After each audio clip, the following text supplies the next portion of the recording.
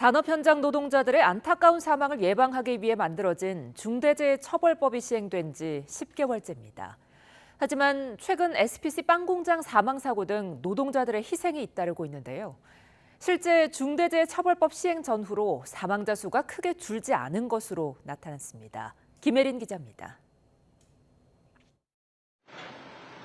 지난 15일 SPC 계열 빵 공장에서 20대 노동자가 소스 배합기에 몸이 끼어 숨졌습니다. 노동자들의 생명과 인권보단 생산성을 앞세운 결과란 비판이 쏟아졌습니다. SPC 불매운동이 불붙으면서 SPC 허영인 회장이 뒤늦게 수습에 나섰지만 국민 여러분의 엄중한 질책과 지적을 겸허히 받아들이겠습니다. 사과 이틀 만에 또 다른 SPC 계열 빵 공장에서 40대 노동자가 손가락 절단 사고를 당했습니다. 지난 21일에는 안성 물류센터 공사장에서 바닥 구조물이 무너져 내리면서 노동자들이 추락해 3명이 숨지고 2명이 다치기도 했습니다. 앞서 같은 날 비슷한 사고가 있었지만 별다른 안전 조치가 없었던 것으로 YTN 취재 결과 확인됐습니다. 일단 아침에 그런 문제가 생겼을 때 카톡이든 아니면 전체 공지든 어디 쪽에도 뭐 현장 작업하는 데서 뭐 어떤 조치는 아무것도 없었습니다. 산업재해 예방 의무를 다하지 않은 사업주에 대한 처벌을 강화하는 중대재해처벌법은 지난 1월 시행됐습니다.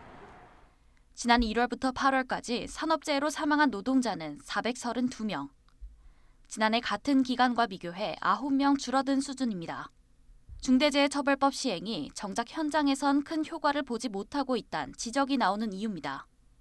실질적인 안전, 즉 안전 역량을 올리는 쪽으로 투자를 하지 않고 일단 형사처벌에서 어떻게 하면 피할까? 중재법이 이제 그렇게 조장을 하다 보니까 실질적인 안전과는 거리가 먼.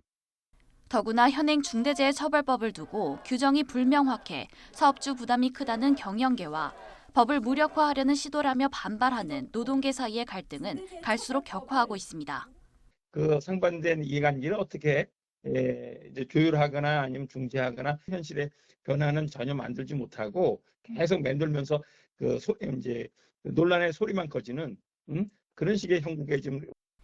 윤석열 정부 출범 이후 고용노동부는 경영계 요구를 일부 반영해 중대재해처벌법 시행령을 개정하겠다는 뜻을 밝혀왔습니다. 하지만 최근 노동자 사망 사고가 잇따르면서 노동계 반발은 오히려 커질 것으로 보입니다. YTN 김혜린입니다.